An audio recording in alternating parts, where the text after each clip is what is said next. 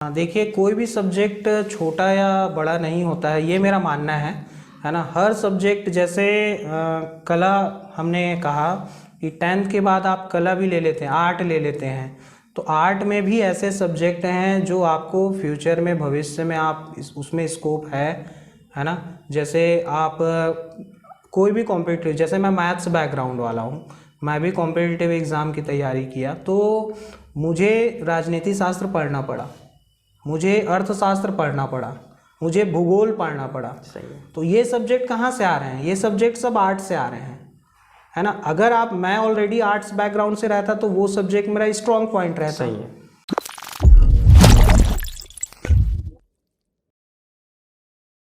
स्वागत है आप सभी का हमारे इस वीडियो में और आज के सेशन में। आज हमारे बीच जो शख्स हैं उनका परिचय मैं कुछ इस प्रकार देना चाहूँगा कि उन्होंने अपनी पढ़ाई लाइफ को इस तरह से मोटिलाइज किया है, इस तरह से अपने आप को मोटिवेट किया है कि आज वो कौशल विकास केंद्र में एक प्रशिक्षक के तौर पे मौजूद हैं, और जिन्होंने कैसे अपने लाइफ में इस मुकाम को हासिल किया है और कैसे आगे बढ़े हैं उसको हम धीरे से जानेंगे। तो आज के हमारे जो गेस्ट हैं वो हैं कुलदीप सर। स्वागत है सर आपका। नमस्कार सर। तो सर बताइए, आज आप इस मुकाम पे हैं, कौशल विकास केंद्र में आप एक प्रशिक्षक के तौर पे हैं, और कैसे आप अपने लाइफ में आगे बढ़े हैं, कैसे बच्चों को मोटिवेट करेंगे, इसमें हम आगे बढ़ेंगे। लेकिन पहले जानेंगे कि आपकी स्कूली लाइफ कैसे रहा। सर, सबसे पहले मैं बताना चाहूँगा कि मैं एक ग्रामीण क्षेत्र से आता हूँ, और इसी राजनांदगांव ज़िले में मेरा गांव है, और मेरा स्कूली कैरियर पूरी तरह से एक गवर्नमेंट स्कूल में मैं पढ़ा हुआ हूँ। क्लास 1 से लेकर 12 तक एक हिंदी माध्यम में पढ़ा। उसके बाद मेरा जो कॉलेज का लाइफ है, एकेडमिक लाइफ जो है, वो मैं कंप्यूटर साइंस में मैंने ग्रेजुएशन किया। उसके बाद पोस्ट ग्रेजुएशन मैंने किया भिलाई से। इस प्रकार से मेरा पढ़ाई लाइफ रहा है। तो सर उसमें मेरा क्वेश्चन ये है कि जैसे हम स्कूली लाइफ में हम लोग पढ़ाई स्टार्ट करते हैं तो अक्सर होता है ये है ना कि हमको कन्फ्यूजन होता है कि किस सब्जेक्ट को सिलेक्ट करें, कैसे आगे बढ़ें। मतलब कहते हैं कि साइंस लेना चाहिए, मैथ्स लेना चाहिए, लेकिन अपनी रुचि के अनुसार आगे बढ़ना चाहिए कि हमें लोगों को कहना मानना चाहिए कि साइंस लें या फिर मैथ्स लें। इसके लिए मैं कहना चाहूँगा कि जो जैसे हम 10th तक तो हम पढ़ते हैं, है ना। 10th के बाद एक हमको चौराहा मिलता है, कहने का मतलब वहाँ से हम अपना स्ट्रीम चेंज कर देते हैं, हम अपना ब्रांच चेंज करते हैं। तो वहाँ पर मैं, मतलब ये मेरा पर्सनल ओपिनियन है कि अपना रुचि के सब्जेक्ट की ओर आगे हमको बढ़ना चाहिए, और अगर हम रुचि की ओर बढ़ेंगे तो ज़्यादा सक्सेस होने का चांस ज़्यादा है। जी जी जी सर। तो आज के दौर में अगर कहा जाए, जैसे कि हम लोग स्किल से जुड़े हैं, है ना, तो आज नॉर्मली हम आर्ट्स लेके पढ़ते हैं, साइंस लेके पढ़ते हैं, है ना, जो भी फील्ड है हम अपना फील्ड सेलेक्ट करते हैं। लेकिन आज स्किल का युग है, तो कितना इम्पोर्टेंट है कि स्किल को अपने लाइफ में शामिल करना चाहिए? सर, स्किल का ऐसा देखा जाए तो स्किल का बहुत ही इम्पोर्टेंस, बहुत बड़ा इम्पोर्टेंस है हमारे लाइफ में, बहुत ही बड़ा महत्व है। अगर आज के डेट में देखा जाए तो बेरोज़गारी एक बहुत बड़ी समस्या है इस राज्य के लिए और पूरे देश के लिए। सही बात। और उसका सबसे बड़ा प्रभाव जो डालता है वो स्किल की कमी है, क्योंकि आज के जो युवा हैं वो पढ़े लिखे तो हैं, लेकिन स्किल नाम का चीज़ बिल्कुल भी नहीं है। एक पोस्ट ग्रेजुएट व्यक्ति के पास भी अगर वो फॉर एग्ज़ाम्पल के लिए MA कर लिया, MSc कर लिया, या फिर MCOM कर लिए, या MBA, इवन MBA भी कर लिए हैं, तो भी उनके पास कोई ऐसा स्किल नहीं है जिससे वो अर्निंग कर सके अपने लाइफ में। जी जी सर, जैसे कि आज हमारे बीच बच्चे भी मौजूद हैं, तो जैसा कि बच्चे स्किल का कोई कोर्स कर रहा है, जैसे आप डाटा एंट्री ऑपरेटर को पढ़ाते हैं, यहाँ पे प्रशिक्षण देते हैं जी, ठीक है। तो बच्चे स्किल में आगे बढ़ना चाह रहे हैं, तो डाटा एंट्री ऑपरेटर में वैसे तो बच्चे बहुत सारे रहते हैं, लेकिन स्किल के तौर पे देखा जाए तो कहीं भी इंटरव्यू के लिए जा रहे हैं तो थोड़ा सा पीछे हो जाते हैं। उसकी वजह क्या हो सकती है? सर, मैं इसके लिए थोड़ा सा मैं पीछे आपको ले जाना चाहूँगा शुरू से।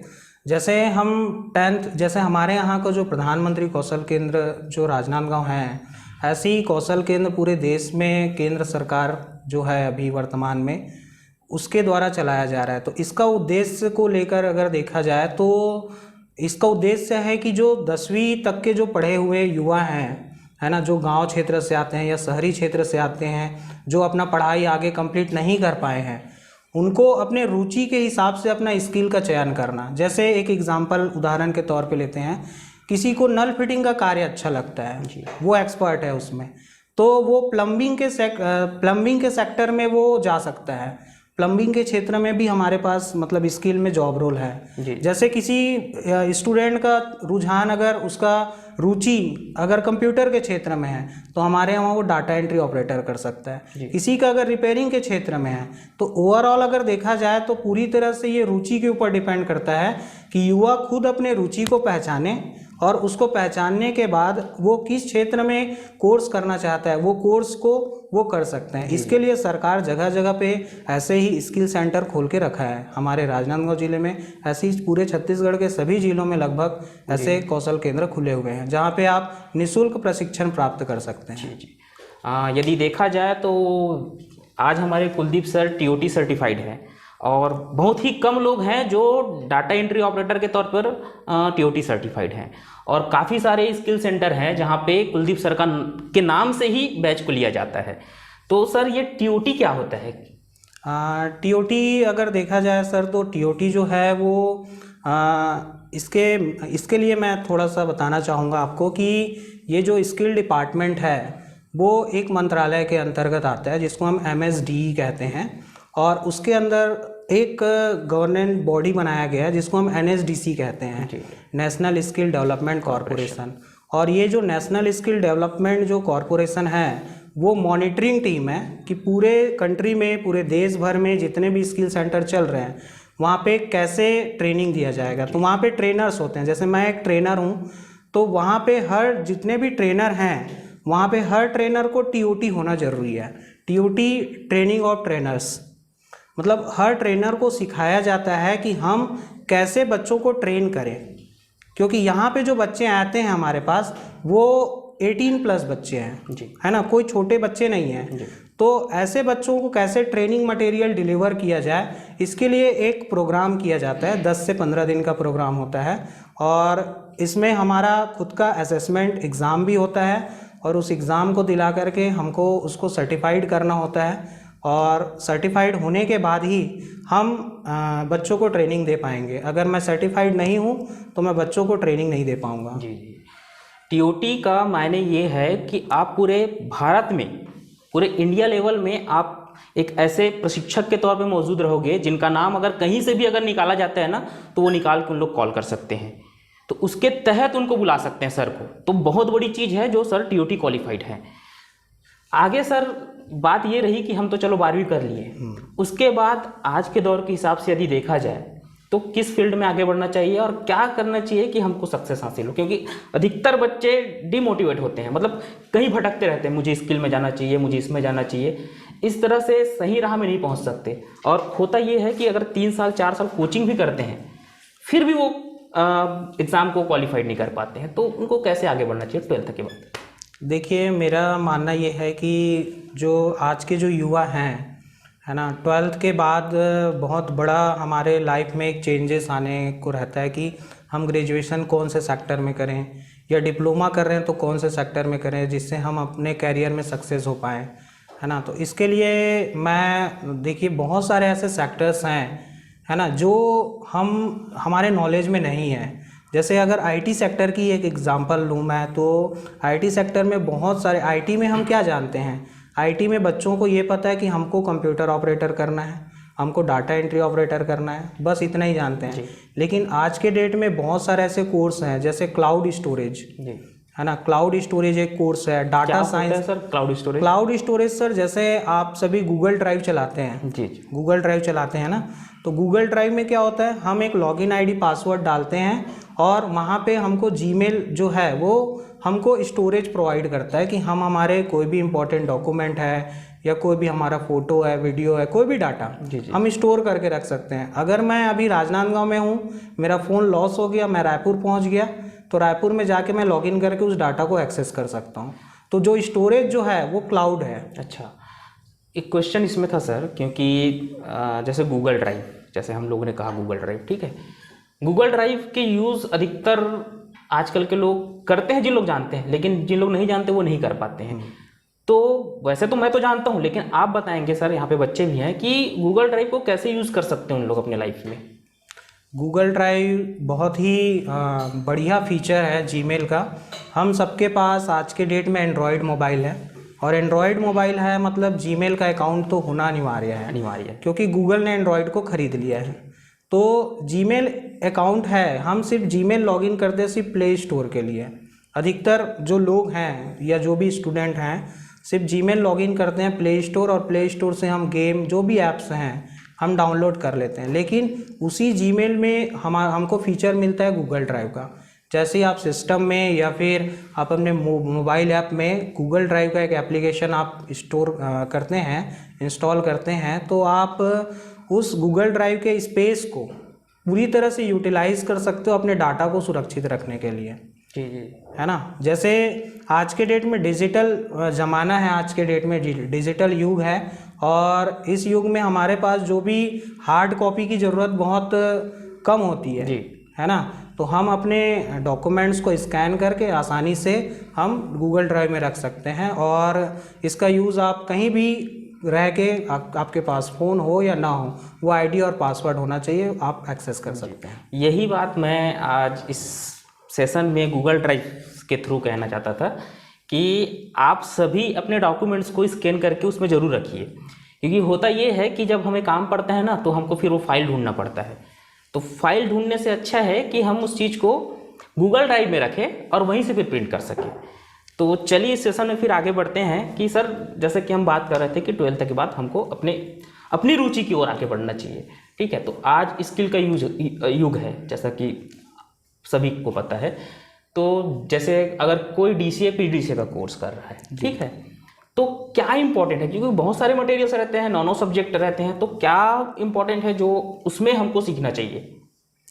देखिए, अगर DCA PGDCA की बात करें तो DCA PGDCA में जैसे आपने कहा कि 9 सब्जेक्ट होते हैं, और 9 सब्जेक्ट डिज़ाइन कोर्स बहुत बढ़िया किया गया है। लेकिन मेरे हिसाब से, मैं जिस हिसाब से मैं 5 साल अपने करियर का इस कंप्यूटर के क्षेत्र में लगाया हूँ, और ये 9 सब्जेक्ट को आप 6 से 8 महीने में, 1 वर्षीय डिप्लोमा है, तो 8 महीने में आप पूरे सब्जेक्ट में आप एक्सपर्ट नहीं हो सकते, पहला चीज़।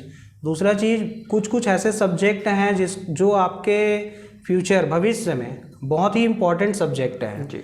जैसे मैं हमेशा अपनी क्लास में भी बताते रहता हूँ कि MS ऑफिस एक इम्पॉर्टेंट सब्जेक्ट है जो हमको हर स्टूडेंट को सीखना चाहिए। इसके अलावा मैं आपको MS ऑफिस में पूरा पैकेज आ गया।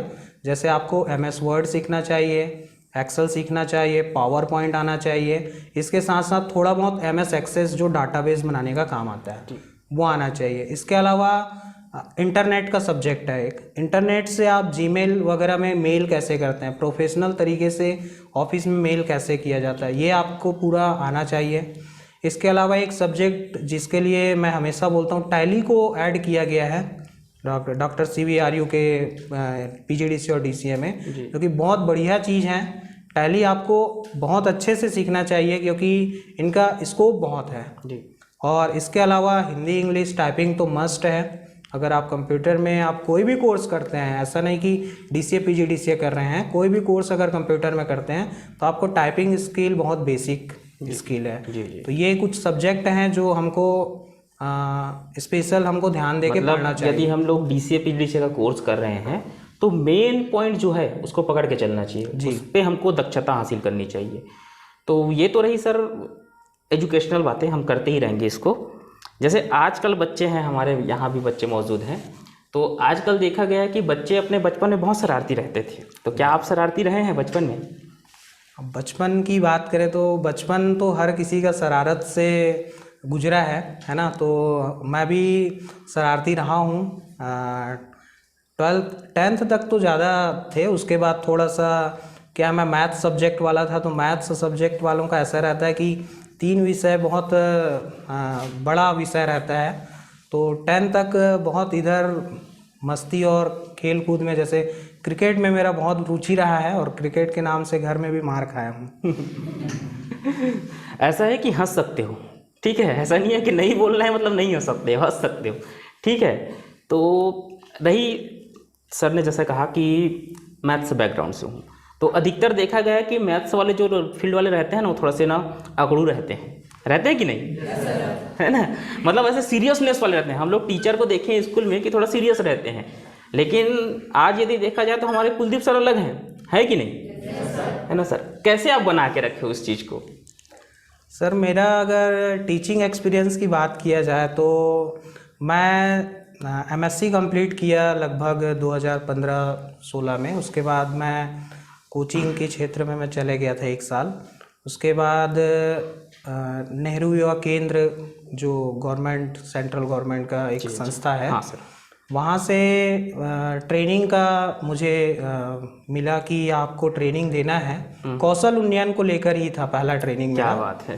तो वो जो बैच था वहाँ से मैं सोचता था कि मैं अभी यार कॉलेज से निकला हूँ और जो ट्रेनिंग देना था सर, बताना चाहूँगा वो महिलाओं का ट्रेनिंग था, मतलब जिसमें महिलाएं थी जी। और 36 महिलाओं का एक बैच बना के मुझे दिया गया। और फर्स्ट टाइम मेरा, मतलब मैं कैसे पढ़ाऊँगा, इतने मतलब मेरे से एज में बड़े थे उन लोग, तो थोड़ा सा लगता था कि कैसे करेंगे, लेकिन बहुत अच्छा बैच था। आज भी याद करता हूँ और आज भी उन लोग मुझे याद रखते हैं, आज भी कनेक्टेड हूँ उन लोगों से। तो ऐसा रहा है। उसके बाद मैं स्किल के सेक्टर में आगे बढ़ते गया जी जी। और उसके बाद मैं देवरी में एक स्किल सेंटर में था। जी जी। उसके बाद मैं यहाँ प्रधानमंत्री कौशल केंद्र में हूँ। जी सर।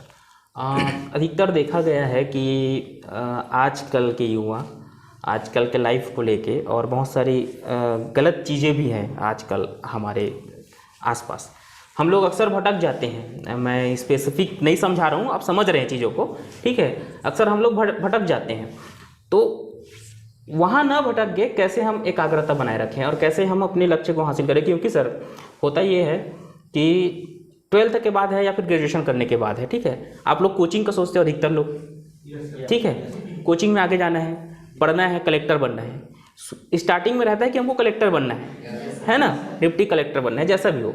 उसके बाद धीरे धीरे हम लोग नीचे गिरते जाते हैं, है ना, मतलब डिमोटिवेट होते जाते हैं या फिर भटक जाते हैं, पढ़ने के टाइम पढ़ नहीं पाते हैं, है ना, ये बहुत सारी चीज़ें हैं। तो कैसे हम अपनी एकाग्रता को बना के रखें, कैसे हम वहाँ ना जाकर उस फील्ड में जाए जहाँ हमको जाना चाहिए? सर मैं इसके लिए आज के जो युवा हैं, जो स्टूडेंट हैं, उसको मैं बोलना चाहूँगा कि हम एक गोल सेटिंग करना चाहिए। ऐसा नहीं कि जैसे आपने कहा कि मुझे डिप्टी कलेक्टर बनना है ना, ये जो गोल है वो बहुत बड़ा गोल है ना, हमारे लाइफ का बहुत बड़ा गोल है।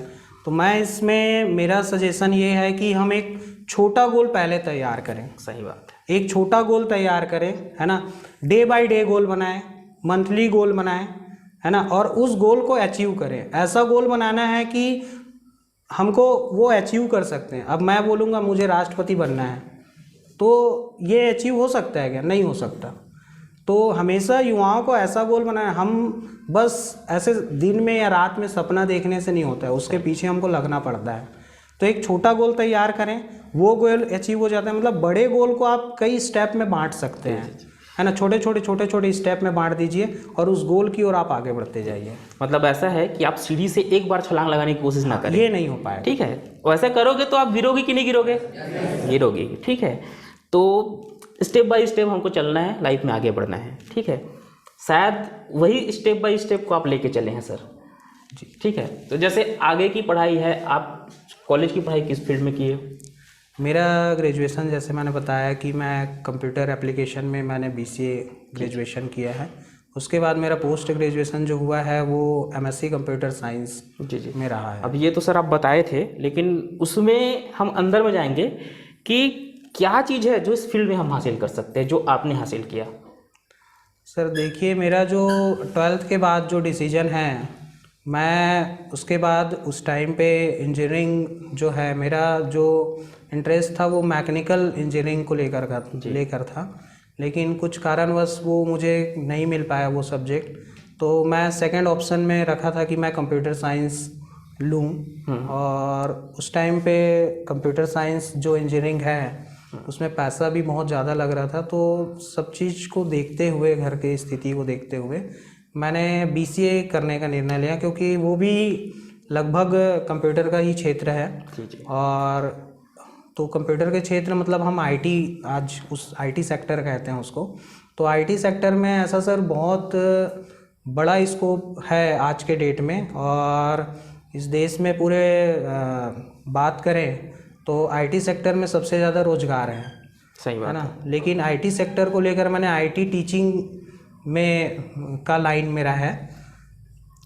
और होता अक्सर है ना सर कि लोग कोर्स तो करते हैं या फिर डिग्रियां तो ले लेते हैं, लेकिन उस फील्ड में जब जॉब की बात आती है ना तो उस लेवल पे नहीं रहते हैं। मतलब कहने का मतलब ये है कि हमारे यहाँ सबसे बड़ी चीज़ यही है कि हम कुछ कोर्स को करते हैं, जैसे कि अभी मान के चलो यहाँ पे प्रधानमंत्री कौशल केंद्र में इलेक्ट्रीशियन का बैच चल रहा है ना। यदि इलेक्ट्रीशियन हम अच्छे से नहीं सीखेंगे तो फिर उसको नहीं जान पाएंगे। तो वही है कि आपको सर्टिफिकेट तो मिल जाएगा, डिग्री तो मिल जाएगा, लेकिन आप सीख नहीं पाओगे। तो इससे रिलेटेड आपको क्या कहना है? इससे रिलेटेड जो है मैं बताना चाहूँगा कि जो भी आप कोर्स करते हैं, है ना, उसके की फैक्टर को आप पकड़िए। की फैक्टर कहने का मतलब, जैसे मैंने अभी आपको कुछ सब्जेक्ट के नाम मैंने गिनाए डीसीए पीजीडीसीए में, जो आपको होना चाहिए और वही आपका स्किल को डेवलप करेगा। जैसे आप पीजीडीसीए का एग्जांपल मैं लेना चाहूँगा कि पीजीडीसीए आप करके यहाँ से साल भर करके निकलते हैं, है ना, और आप कहीं पे अप्लाई करते हैं, है ना, और ये मुख्य जो चीज़ें हैं वो वही चीज़ आपको नहीं आता है तो वो कोई मतलब का नहीं है ना। जैसे हमारे आईटी सेक्टर में आपको प्रोग्रामिंग नहीं आ रहा है ना, प्रोग्रामिंग सब्जेक्ट में आप वीक हो तो फिर कोई मतलब का नहीं है। एक्चुअली सर यहाँ पे अगर देखा जाए तो आर्ट्स कला के क्षेत्र में, कला के क्षेत्र वाले या फिर सब्जेक्ट जो लिए हैं कला कॉमर्स हैं, वो लोग बहुत मौजूद हैं। तो हम तो बात किए कि आपकी काबिलियत पे कि हम मैथ्स बैकग्राउंड से हैं, साइंस बैकग्राउंड से हैं, तो जैसे कला के क्षेत्र में है, आर्ट्स लिए हुए हैं, वो कैसे आगे बढ़ सकते हैं? मतलब उनको क्या चीज़ करना चाहिए कि उनको भी लाइफ में कुछ हद तक सक्सेस हासिल हो? हाँ देखिए, कोई भी सब्जेक्ट छोटा या बड़ा नहीं होता है, ये मेरा मानना है ना। हर सब्जेक्ट जैसे कला हमने कहा कि 10th के बाद आप कला भी ले लेते हैं, आर्ट ले लेते हैं, तो आर्ट में भी ऐसे सब्जेक्ट हैं जो आपको फ्यूचर में, भविष्य में आप उसमें स्कोप है ना। जैसे आप कोई भी कॉम्पिटिटिव, जैसे मैं मैथ्स बैकग्राउंड वाला हूँ, मैं भी कॉम्पिटिटिव एग्ज़ाम की तैयारी किया, तो मुझे राजनीति शास्त्र पढ़ना पड़ा, मुझे अर्थशास्त्र पढ़ना पड़ा, मुझे भूगोल पढ़ना पड़ा। सही है। तो ये सब्जेक्ट कहाँ से आ रहे हैं? ये सब्जेक्ट सब आर्ट से आ रहे हैं, है ना। अगर मैं ऑलरेडी आर्ट्स बैकग्राउंड से रहता तो वो सब्जेक्ट मेरा स्ट्रॉन्ग पॉइंट रहता। सही है। तो ऐसा नहीं है कि कोई भी सब्जेक्ट हमारा स्ट्रॉन्ग नहीं है। और रही बात कला के स्टूडेंट की बात करें तो कला के क्षेत्र के स्टूडेंट के पास भी बहुत से ऐसे अवसर हैं आज भी, है ना, और अभी भी हैं। जैसे जितने भी सिविल सर्विसेज के एग्ज़ाम देख लीजिए, है ना, जितने भी एग्ज़ामिनेशन आप देख लीजिए जिसको हम जीएस कह देते हैं, तो वो सारे जीएस कहाँ से आ रहे हैं? आपके कला के सब्जेक्ट हैं वो। सही है। उसको पढ़ना ही है, आप उसमें स्ट्रॉन्ग बनिए, है ना। तो आप अगर उसमें स्ट्रॉन्ग रहेंगे तो सिर्फ आप मैथ्स और रीजनिंग को आपको कवर करना पड़ेगा। जी जी। जैसा कि हम लोग की बात तो चल रही है, ठीक है सर, इसमें हम लोग एक क्वेश्चन सेशन भी रखे हैं जिसमें हम लोग सामने हमारे बैठे हैं बच्चे, उनसे क्वेश्चन करेंगे। मतलब उन लोग आपसे क्वेश्चन करेंगे, जानना चाहेंगे कि आप कैसे क्षेत्र में आगे बढ़े। निश्चित रूप से सभी के पास क्वेश्चन है, किसी के पास क्वेश्चन है नहीं? हाथ खड़ा करेंगे, कितने लोग के पास क्वेश्चन है? क्वेश्चन है तो क्वेश्चन सेशन स्टार्ट करेंगे सर हम लोग जी। तो पहले फिर क्वेश्चन कौन करना चाहेंगे सर से? सर मेरा क्वेश्चन ये है, जहाँ तक कि अभी इंटरव्यू मेरे सुनने के बाद क्वेश्चन आया सर, हम यूपीएससी की तैयारी करना चाहते हैं, लेकिन सर हमारे पास ऐसा कंटेंट नहीं रहता, अपने पास ऐसा मटेरियल नहीं रहता, और बहुत ऐसे यूट्यूब चैनल्स हैं जिसे हम देखते जरूर हैं, लेकिन क्या बहुत सी चीज़ें ऐसे एक्सेस हो नहीं पाती। तो ऐसा मतलब हमारे अंदर ऐसा क्या है, मतलब हमें ऐसा क्या करनी चाहिए जो हमें अच्छा एक मटेरियल हासिल कर सके और हम स्टडीज अच्छे से कर सके? क्या बहुत से यूट्यूब चैनल्स हैं जो बहुत ही लॉन्ग सिम्टम्स के तरीके से समझाते हैं, जो कि अच्छा, लेकिन क्या है कि एक जो शॉर्टकट तरीके से रहता है, जैसे कि जनरल स्टडी से बहुत से उस पे चैप्टर्स रहते हैं, तो ऐसा कौन से चैप्टर्स जो हमारे लिए इम्पोर्टेंस है, जो कि हम उस पर फोकस करें, तो उसी के लिए मैं क्वेश्चन करना चाहता हूँ। देखिए, इसके लिए मैं आपको बोलना चाहूँगा कि सबसे पहले आपने यूपीएससी कहा, ठीक है, तो बहुत बढ़िया है अगर आप यूपीएससी सोच रहे हैं। तो इसके लिए मैं अभी थोड़ी देर मैं गोल सेटिंग के बारे में बता रहा था। तो हमको अपनी जैसे जो भी हमको प्रोग्रेस करना है या जो भी हमको सक्सेस अगर प्राप्त करना है, तो कुछ कुछ चीज़ों पे हमको ध्यान देने की ज़रूरत है। जब जैसे सबसे पहले टाइम मैनेजमेंट, ठीक है, और गोल सेटिंग, और जो प्लानिंग एग्जीक्यूशन, ठीक है। जैसे हम कोई प्लान करते हैं, जैसे आपने प्लान कर लिया मुझे यूपीएससी करना है, और यूपीएससी करने के लिए आप जो मटेरियल हैं वो भी आप प्राप्त कर रहे हैं, वो मिल जाता है। ऐसा कोई बहुत बड़ी बात नहीं है, आज डिजिटल युग में आप आसानी से उसको ढूंढ लेंगे। लेकिन आप प्लानिंग किए, मटेरियल भी आपके पास है, उसके बाद आता है उसको एग्जीक्यूट करने का, है ना, इम्प्लीमेंट करने का, कि आप सोच रहे हैं उसको हमको करना कैसे है।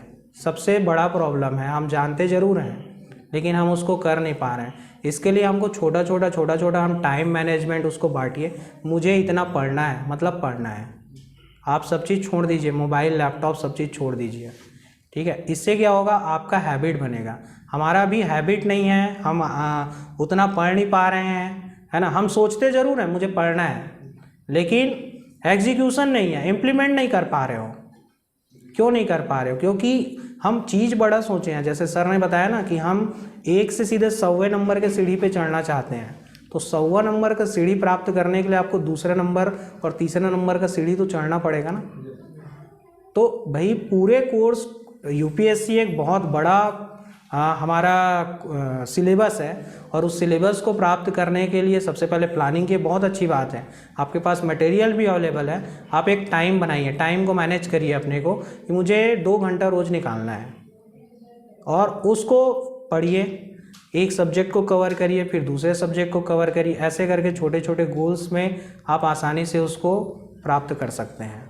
ये था कि आज के टाइम पे हम लोगों के पास में बहुत सारे मतलब ये है कोर्सेज अवेलेबल हैं और बहुत सारी चीज़ें हैं करने के लिए। तो सर आज के डेट में हम लोग को, जैसे कि आपने कहा कि 12th के बाद में चौराहा मिलता है हम लोग को, तो उसमें क्या है ना, आजकल के लोग समझ नहीं पाते कि हाँ हम क्या सब्जेक्ट लें या फिर किस क्षेत्र में जाएं। तो सर इसके लिए मेरा ये क्वेश्चन था कि हम कैसे डिसाइड करें कि हमको किस क्षेत्र में जाना चाहिए या फिर किसमें हमको आगे बढ़ना चाहिए। जो जैसे मैं बता रहा था कि आपको चौराहा मिलेगा, है ना।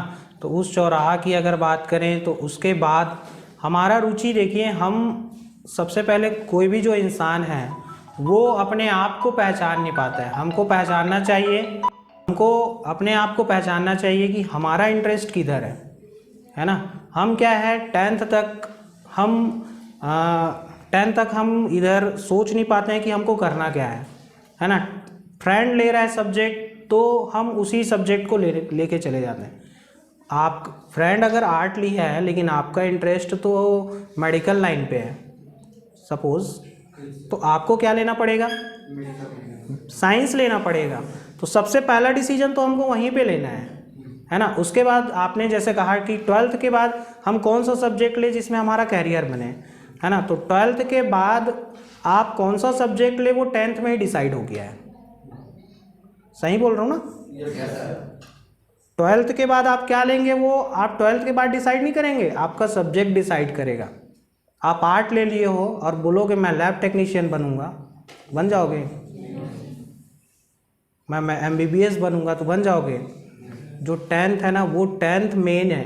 10th के बाद आपको डिसाइड करना है कि आपको लेना क्या है ना। तो सबसे पहले हम 10th के सब्जेक्ट को क्लियर कर लें कि हमको 10th से ही हमको क्लियर होना चाहिए हमारा एम, हमारा गोल, कि मुझे MBBS बनना है, मुझे BDS बनना है, मुझे अकाउंटेंट बनना है। अकाउंटेंट बनना है तो आप आर्ट लोगे और बोलोगे अकाउंटेंट बनना है, CA बनना है, तो बन जाएंगे। 12th के बाद वो आप डिसाइड नहीं, 12th के बाद आपका सब्जेक्ट जो पीछे छूटा है वो डिसाइड करेंगे कि आप कौन से सब्जेक्ट, कौन से लाइन को पकड़ेंगे। तो सबसे पहले हमको 10th में ही क्लियर होना चाहिए। और क्लियर करने के लिए आज के समय में मैं जानता हूँ कि ग्रामीण क्षेत्रों में जागरूकता की बहुत कमी है ना। और लेकिन आज के समय में अगर बच्चों को मेरा मतलब पेरेंट्स को मेरा सजेशन है कि अगर पेरेंट्स वो कार्टून दिखाने के बजाय ऐसा कुछ एजुकेशनल वीडियोस अगर दिखाने लग जाए तो लोगों का भविष्य, बच्चों का भविष्य सुधर सकता है ना। हम आज के डेट में जो क्लास 1 का बच्चा है ना, वो रोने लग जाएगा ना मोबाइल के लिए, मोबाइल दे देते हैं। तो वहाँ पे ऐसा नहीं है कि यूट्यूब में सिर्फ कार्टून ही है, मोबाइल में ऐसे बहुत सारे एजुकेशनल चैनल हैं, बच्चों के लिए ऐसे एजुकेशनल चैनल हैं जो हमको दिखाना चाहिए, ताकि बच्चा 10th के बाद खुद डिसीजन ले और मम्मी पापा की सलाह से, मम्मी पापा की सहमति से वो सब्जेक्ट ले और अपने रुचि पे सब्जेक्ट ले। ऐसा नहीं कि पापा बोल रहे हैं इंजीनियर बनना है, मम्मी बोल रही है डॉक्टर बनना है। इस पे मूवी भी बनी है बहुत सारी। तो ऐसा हमको निर्णय लेना चाहिए। ठीक है, और कोई क्वेश्चन के लिए?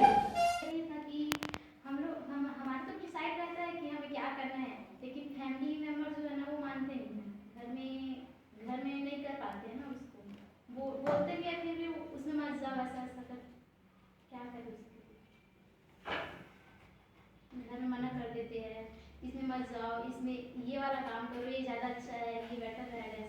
घर का जो मैटर है, जैसे हमारे मम्मी पापा पहले से डिसाइड कर चुके रहते हैं, है ना। तो आप इसके लिए मैं कहना चाहूँगा कि देखो, मम्मी पापा बोल रहे हैं, ऐसा नहीं है कि मम्मी पापा भी एक इंसान है, मेरा मानना ये है ना। और इंसान हमेशा सच नहीं हो ये ऐसा नहीं है। वो कई बार क्या होते हैं, पूर्वाग्रह से ग्रसित होते हैं। पूर्वाग्रह समझते हैं ना, पहले से मानसिकता रहती है, ठीक है। तो आप उनको डाइवर्ट कर सकते हैं, है ना। आप बता सकते हैं, कुछ एग्जांपल्स दे सकते हैं कि देखो ये ऐसा किया तो ऐसा इनका कैरियर है। तो आप अपने मम्मी पापा को समझाने की कोशिश करो। आप अपने अगर फैमिली के और जो मेंबर हैं जो आपको समझ रहे हैं, जैसे आपके बड़े भैया हो गए, रिलेटिव्स हो गए, उनके माध्यम से आप मम्मी पापा को समझाइए कि मैं ये करूँगी तो ज़्यादा मैं सक्सेस हो सकती हूँ, क्योंकि मेरा रुचि इसमें है। ऐसा नहीं कि आप जो बोल रहे हैं उसमें मेरा इंटरेस्ट नहीं है तो मैं क्या पढ़ूँगा या क्या पढ़ूँगी। तो एक तरीके से हम समझाएं मम्मी पापा को, है ना। कुछ एग्जाम्पल सेट करें, है ना। बहुत सारे एग्जाम्पल हैं इस दुनिया में कि जो अपने इंटरेस्ट के हिसाब से किया है। बहुत सारे एग्जाम्पल सुनते हैं ना, सचिन तेंदुलकर को। सचिन तेंदुलकर गाना गाता और लता मंगेशकर क्रिकेट खेलती तो क्या होता है, ऐसा सुनते हैं ना। तो वो उन्होंने अपने इंटरेस्ट के हिसाब से अपना काम स्टार्ट किया। तो ये ऐसे इस तरीके से आप बता सकते हैं। तो चलिए फिर हम आज के इस सेशन को यहीं पे समाप्त करते हैं। और आज के हमारे गेस्ट जो हैं कुलदीप सर, उनको हम धन्यवाद ज्ञापित करते हैं। धन्यवाद सर। धन्यवाद। और आप सभी का भी धन्यवाद कि आज के सेशन में आप लोग शामिल हुए हैं। थोड़ा टेक्निकल प्रॉब्लम यहाँ पे हुआ है और पहले दिन में पता भी चलता है कि वो चीज़ें कैसी है। तो नेक्स्ट में जब सेशन करेंगे हम लोग तो उस टेक्निकल फॉल्ट को भी सुधार के करेंगे, ठीक है, ताकि सब चीज़ अच्छा रहे। और जैसे ही इसका वीडियो जारी होता है आप सभी को शेयर कर दिया जाएगा यदि अच्छा रहा तो, ठीक है। तो आज के लिए ठीक है, धन्यवाद, नमस्कार, थैंक यू।